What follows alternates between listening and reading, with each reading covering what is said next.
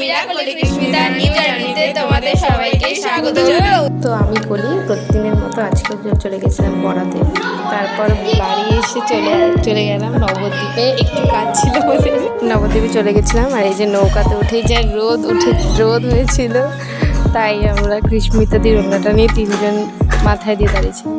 তারপর চলে গেলাম কিছু টি শার্ট দেখতে।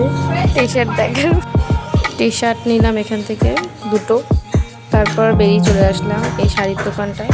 এখানে বেশ সুন্দর সুন্দর শাড়ি পাওয়া যায়, তোমরাও দেখতে পারো, নবদ্বীপের মধ্যে আছে। এখান থেকে শাড়ি নিয়ে আমরা চলে গেলাম মেডো বাজার। এখানেও দেখছিলাম, এখানে পছন্দ হয়নি, তো একটা টি শার্ট নিয়ে চলে এসেছি। তারপর আমরা বাড়ির দিকে রওনা দিলাম। আজকে একটু বেশি তাড়াহুড়ো ছিল বাড়ি আসার, তো যাই হোক তাড়াহুড়ো করে বাড়ির দিকে চলে আসছি। এই যে এখন আমরা নৌকায় উঠে পড়বো।